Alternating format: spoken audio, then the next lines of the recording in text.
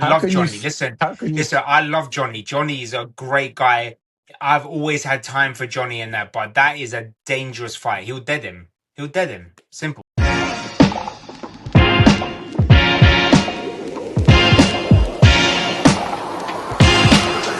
Yes, guys, welcome to another episode of Check Cook TV. Is your boy Nando with Nick in association of Bravos.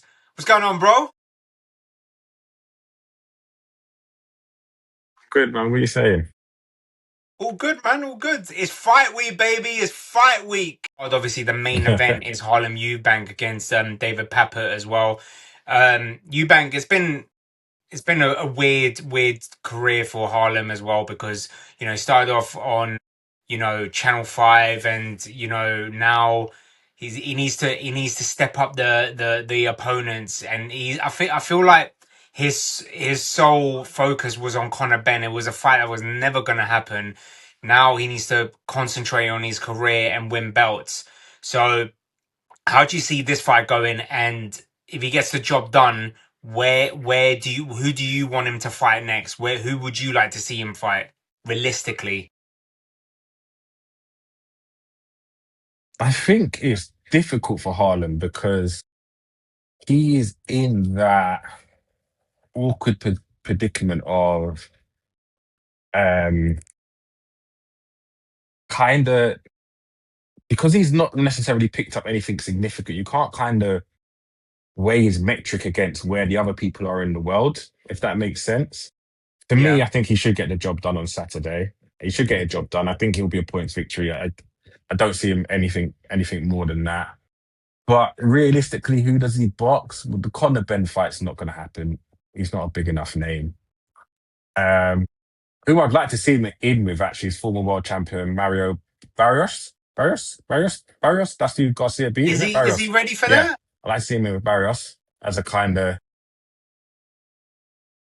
Well, Harlan has been around a long time. He was a seasoned amateur. He's what, 15, 18 bout pro now, if not more. Yeah. So, there's only so much time you can keep the training wheels on.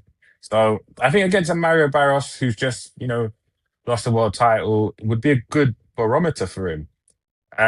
I don't think the guys who are top six, the Devin Haney's, Brian Norman, Garcia's, even, the Shakurs who can go up and wait are for him right now. I don't think he's ready for that. But go put him in from an interim title or an international title against one of those top 10 guys, and then yeah, I think that's a good step up for him. I want to see them push Harlem. I want to see them put him in a fight where we can actually see the best of him.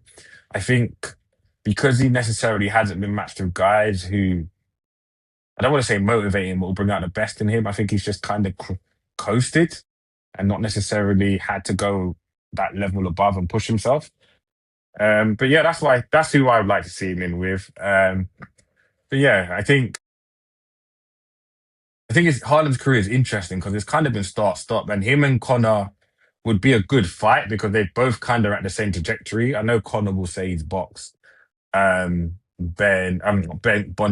Eubank and box Regis Prograis, but people may argue the Regis Prograis that he boxed wasn't the Regis Prograis of yesteryear. So maybe him and Harlem down the line is a fight that can happen for something at 147. For me personally, I think people again, and I've been saying this for a very long time. They need to put more respect on the British title. The thing with him going up to fight a former world champion and Barrios or fighting for an interim title, for me, is disrespectful to the domestic titles. He's not earned that right yet, in my opinion, to skip that. That's my honest opinion. Wins on Saturday. I think he should fight Konstantin Usu next for the British and Commonwealth title. He needs to fight in these domestic fights and win these belts for a reason to prepare him to the next level, which then will be European and then it'll be world titles. It's all fine fighting this French guy who patterned up his record 29-1 against bouncers and bin men. It's all great doing that in the streets of Paris, with 100 people in attendance, and like the rat there's more attendance of the rats than the actual people. You know, you got Ratatouille in attendance and that, yeah. But you need a proper opponent. And I think Constantine Usu, in my opinion, is the guy that can do that. In fact, if Jack Catterall is not going to get the chance to go fight for the WBA world title like we said he would, give him to Harlem Eubank. Give him to that. But I just think Harlem He's should go already, for the point. Huh? but but him and Jack Catterall have boxed already. That's who Jack Catterall beat him. That's his only loss. Yeah, but that was because of the cut. Do the rematch at least. Do the rematch at least. But again, we Fair go enough. back. Constantine Usu. That for me, it's already a step up against Jack Carroll. Again, for me, someone like Constantine Usu for the British title is perfect for him. Like you can't go wrong there.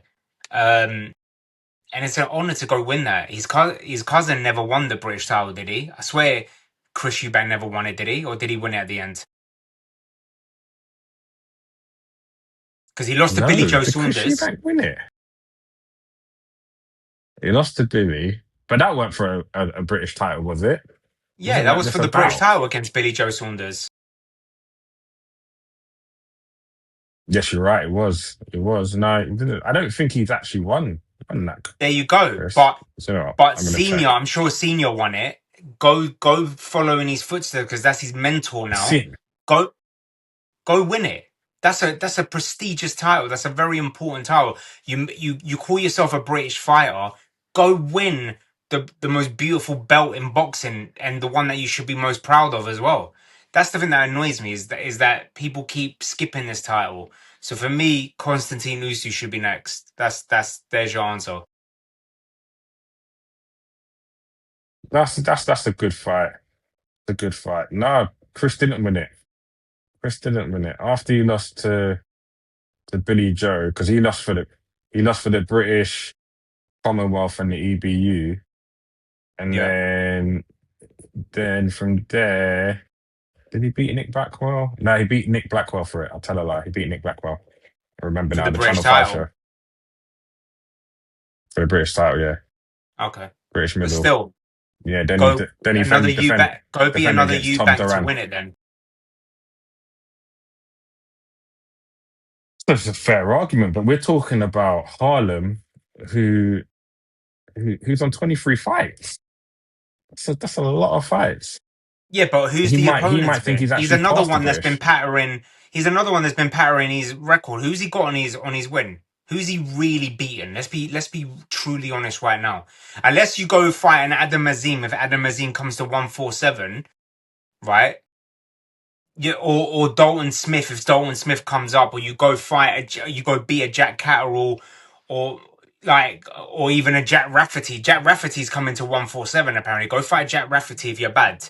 Go fight him if you're bad. But go put someone like that on your record. But powering these guys up on Channel 5, you know what I mean? Like, it don't mean nothing. Don't mean nothing. You're just another David Hay that's I'm fine just bin men checking. before you got slapped up by a bit of Bellew, you know what I mean? So That was harsh, you know. That was harsh. And I called him another David Hay, you know. well, that's David it, Hay but with won a better stuff, you know. trim.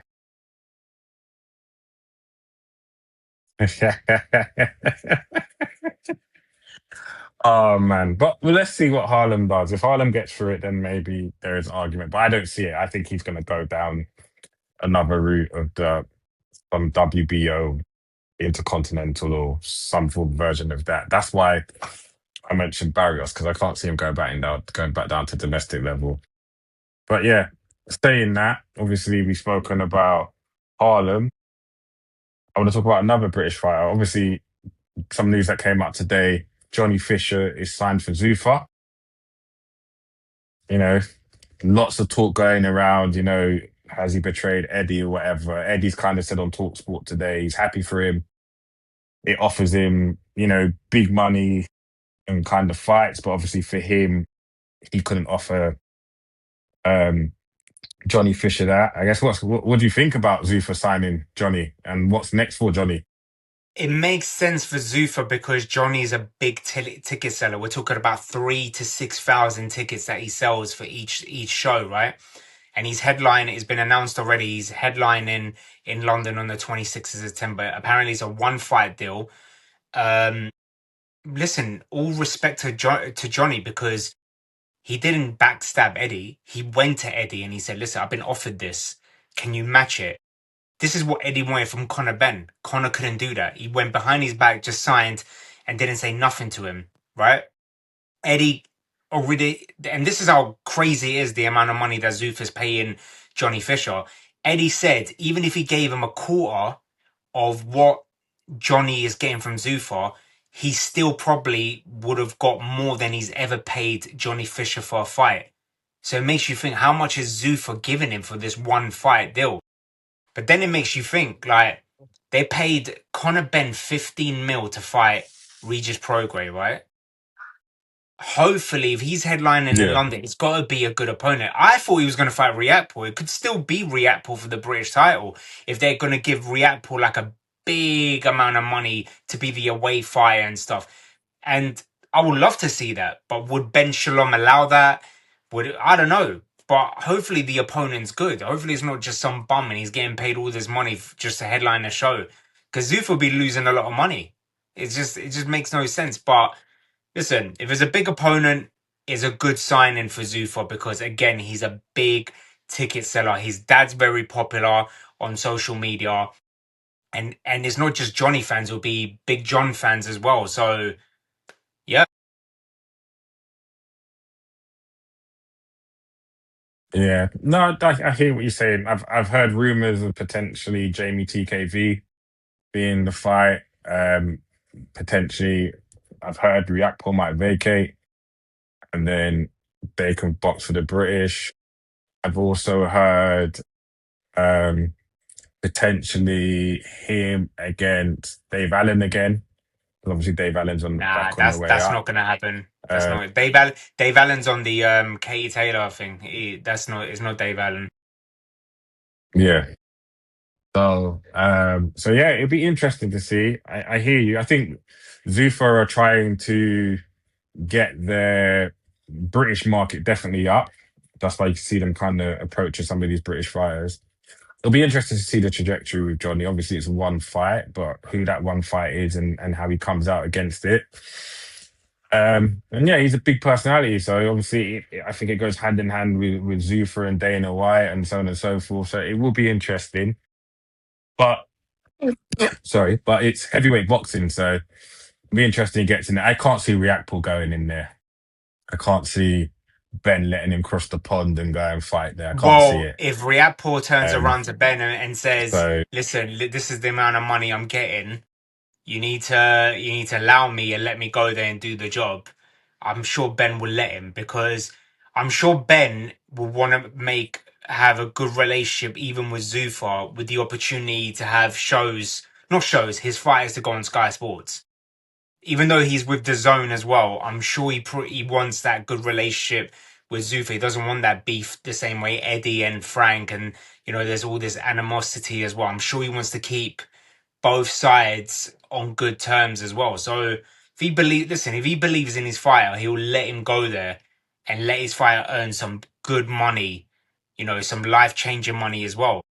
And let's be honest, no disrespect to Johnny Fisher, Riapo dead him. Like we know this. Like I've got to keep it real. We all know this. It's a dangerous fight. I how love can you? Johnny. Listen, How can you? listen. I love Johnny. Johnny is a great guy. I've always had time for Johnny in that, but that is a dangerous fight. He'll dead him. He'll dead him. Simple. How can you say no disrespect, but he's gonna dead him? Listen, all right. Respectfully, he'll dead Oh him. man, oh man. He'll dead him. Like listen, literally, he'll put the It don't like. sound any better. It don't sound any better. Listen, Riap will be the matador, bruv. He'll put the ball down. I'm telling you. But staying on the Let's subject of see if that Zufar, happens. Let's see. Let's see. Let's see. staying on the subject of Zufar, Yeah. Zufar arguably have signed their biggest star yet, and with Shakur Stevenson as well, and that happened over the weekend as well. Huge signing as well. Teased maybe a fight with Conor Benn. You never know. But where do you see Shakur going from here? Oh, I think first, I think it's a fantastic signing. A little bit disappointed he's gone there because I would have loved him for him to stay at Matchroom and just kind of see how they would have navigated him. But I think at Zuffa, and I think Shakur said it himself, he's out here for the big and best fights. And obviously, that's what's going to come under Zuffa. Really, I would love to see him go and unify or go and become undisputed in the division. But I don't think Shakur is of that mindset. I think he's just trying to box the best guys out there and have them on his CV and kind of go and I don't want to say to emulate Terence, but kind of have a similar CV to Terence as well in terms of boxing, big names at their time. I would love to see him and Connor. I'd love to see that. People might say Connor's too big, but Shakur's big at the weight. Shakur's a big guy. Listen, Shakur would pick his head off, bro. Shakur would pick Connor's head off, bro. I'm telling you that now. He'll start picking his head so much that Connor the blonde streaks will go, bruv. I'm telling you that now. He's saying that Shakur, in my opinion, will pick Conor Benn's head off. Like he'll literally jab the blonde out of his head. There's levels to this. It doesn't matter I, how big. Doesn't matter how big Conor is. I agree with you. I agree with you. I think it'll be a boxing masterclass, and I think he will take apart Conor Ben. And I want to see Shakur in the big fights. I want to see him in there. But I also want to see him, because he's that good, I want to see him pick up multiple belts at, in a weight division, not just multiple belts across weight divisions, if that makes sense. Yeah, I get. I'm old school. I like to see guys dominate. Yeah, I'm old school. I like to see guys dominate their weight. And I think at 140, he can dominate and then go on to 147 like Crawford did and so on and so forth. So I might be a little bit disappointed if that happens. But again, I can't knock it because he's chasing big fights. And whether we like it or not, he's one of the most avoided fighters because people say he can't punch and he runs around. But nobody's saying they actually want to fight him. Nobody actually wants to fight Shakur. Like, let's be Yeah, honest, nobody wants. So maybe it's him true. going to Zuffa might be the way. Maybe if they're paying them silly money, they might actually step in the ring. So I think that's good for Zuffa. It's a good look. I think Zuffa are showing that they've got the power definitely when it comes to money. But my whole thing is how sustainable is it? How sustainable is it them paying these guys shed loads of money for how long? And we don't want it to, the wheels fall off the wagon. But how sustainable is it? And if you're paying Conor 15 million for one fight, what are you going to pay him the next fight and the fight after that? And if Yeah. Shakur's on a similar kind of thing, how much money can you really spend? Because you're really hoping it's against big fights and you've got massive gate receipts. So it'll be interesting to see. But yeah, I'm kind of liking what Zuffa's doing. They're kind of shaking up the boxing game a little bit. So it'll be interesting. Yeah, it's unlimited funds, isn't it? So the world is their oyster. And I could see them doing more signings. I wouldn't be surprised if Devin Haney signs with them as well. And that sets up Haney versus Connor, Haney versus Shakur, you know. Yeah, so it's going to be very interesting. And it's going to continue. There's going to be other big signings I can see as well. Definitely. And obviously talking about big fights as well. We've heard the undercard for the AJ has been announced. Obviously off air or off the pod. I told you I'm not impressed. You're the opposite way. What do you think's impressive about it? So I want you to go first because I want to know where you and these fans got this spoiled mindset that you're not happy with these undercards. Like, do you not remember the undercards that we were used to on TNT and BT Sport and Sky Sports and even the ones before Turkey came along? where is your spoiled mindset come from? Like, what did you expect from this undercard? Like, you lot are all acting like brats, bruv. Do you know Like, what it what is is? going on? Go on, tell me. Go on, break it No, down for me. Go on, go on. man's telling me off like he's my dad. No, no, no. Do you know what it Let is? me take off my You know what belt. my Hold thing on. is? Is that listen? Do you know what it is? I think. And look, I want to put it out there. I was never happy with the TNT, BT Sport, Matchroom, whatever undercards. I thought they just robbed us. That's what I thought it was, and I feel the same about this as well. When we have these big fights and whatever, I like to see a decent undercard on there. Let's get some, this is in Riyadh. Let's get a couple world title fights on there or some big domestic fights or some big international fights on there. I just don't want to see nobody's boxing on undercards. Like I don't mean it in a bad way, and I'm not calling these fighters nobodies because everybody deserves a platform.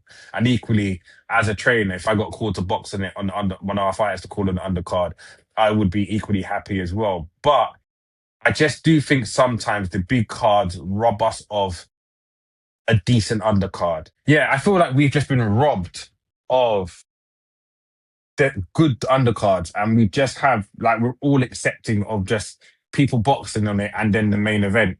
So yeah, you can call me a sport, bro. I don't mind, but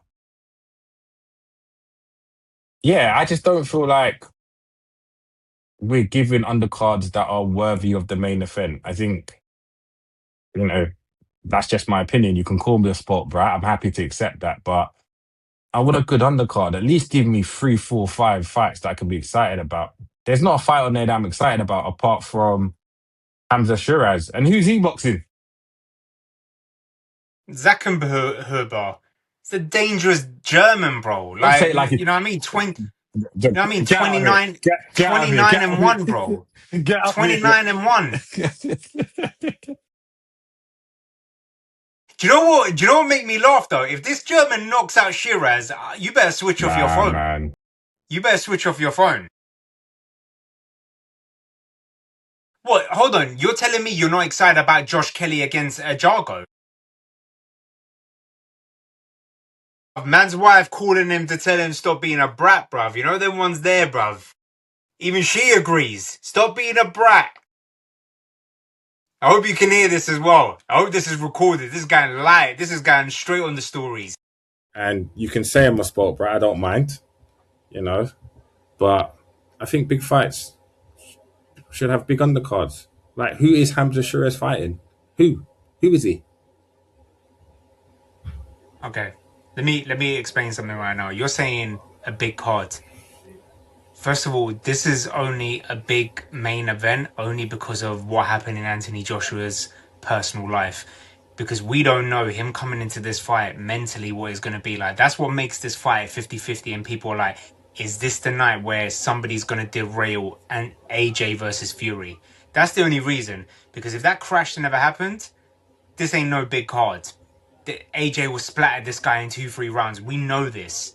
We know this. This is what makes it, in your mind and a lot of people's mind, a big card. But it's not a big card. It's not. This is just a fight to keep AJ busy until that Fury fight gets made. That's it.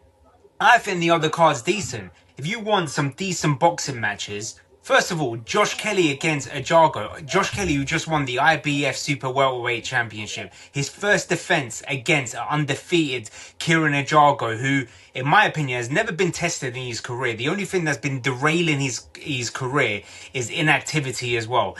He's still yet to be tested. This is a 50-50 fight. Josh Kelly is the favourite, but we don't know what's going to happen in this fight as well. Hamza Shiraz, you're saying who's he fighting? Cool. Fair enough. He just won his first world title. He's going to Saudi to defend it in front of his people. Against who? Against who? He won it against against a who? 19 and 1 untested German. That's against who? Who did you want him to fight? Who's available in the super middleweight division that's good enough to step up and go fight Hamza Shiraz right now? Nobody. No one's going to step up to that. They weren't going to do that because a big fight for Hamza Shiraz is a main event, either in Saudi or in a stadium or something. I think this fight is a preparation for Canelo, in my honest opinion. I think this is a preparation for Canelo because that Canelo fight is right there. You got the very talented Japanese fighter Reito Susami, 4-0, bro. 4-0 against a dangerous Mexican, 18-0. You're getting on my nerves, you know that? You're getting on my nerves. What do you mean, bro? What do you mean? Know your shit, bro. Know your shit. Against, You're getting on my nerves. You're getting on my nerves. 18-0. Right, you got, listen to this. Listen, you got the undefeated Jacob Bank, the Danish, 19-0, yeah, against Britain's Pau August, 18-0. Someone's always got to go in a big super middleweight fight. Don't make me go Eddie Hearn on this shit. I'll sell this shit. You better tune in the 25th, the zone. You better tune in. Do you understand? Nishat Dev, the Olympian, the Indian Olympian, very talented, 6-0 is back. And then Mickey Talbot, 14-0, the very talented Mickey Talbot is back. You're taking the piss. He's going against a very dangerous 17-1 fighter. He's on the verge of a world title fight, Mickey Talbot. This is a good fight. This is a good card. If you want some good 50-50 fights, there's some decent 50-50s there. When you got a Japanese superstar in the making there, 4-0 against an 18-0 Mexican, bro, come on. I don't know why you're laughing. I don't know who did you want on this card? Did you want Prince Patel? Who did you want? You, firstly, can sell snow to a snowman. That's what you can Listen, do. They need to get you. They need to get you. They need to get you on there because, quite frankly, there's only one fight you've named which is worth watching, and that's the Josh Kelly one. No, all of them are worth watching because it's an event. It's a historic event. Could Anthony Joshua beat Prenga to go on to fight finally the fight that we want, or is Prenga going to derail him? This guy that we don't even know who he is. We saw what happened with Ngannou and Tyson Fury. We saw what happened with Usyk and his opponent with the kickboxer as well. Can this guy follow in them footsteps and not leave it to the judges or get robbed and actually derail this fight? Only one way to find out, ladies and gentlemen. Tune in the 25th of July, and it's right there on the zone. That's it. Do you know what? That's it. You've sold it. That's it. That's done. That's it. Pod done. Show done. That's it. We're all done. Nando sold it. You're going to be there with the mic with Ade doing the interviews and bigging up the fights because I've never heard anyone sell an undercard like you have just now. Jesus. I don't even have an argument because I'm not even going to bother. I'm going to watch the Japanese and 4-0 rising sensation. That's it. Against the very dangerous Mexican in 18-0. That's it. You know, if you say the dangerous twice, it makes us believe it even more. Listen, he's very dangerous. You know what I'm saying? But listen, I think it's a good card. I don't think anyone expected a big undercard, in my honest opinion. The biggest fight that was rumored as soon as this fight was announced was Kelly and Ajago. Nothing else was rumored for this fight, so I'm looking forward to it. I'm definitely tuning in more than the Tyson Fury one. They announced the undercard there. I don't even know a single fighter on Fury's undercard. So again, robbing us. That's what I'm saying. Well, not really, because they can't rob us because Tyson Fury's one ain't even on TV. They're not robbing us. Maybe mentally they're robbing us. We'll be sitting there wondering what's going on on the undercards. You know what I mean? They're robbing us. That's what it is. They're robbing us as boxing fans. Robbing us. That's all I can say. They're robbing the brats. Hey, call me a diva. Hey, I know what I like. Know my value. That's it. But listen, it's been a good episode, and look, all right, bro. Well, guys, tune in next time. Subscribe and follow us. Yeah, follow us. Use that follow button, like, and subscribe.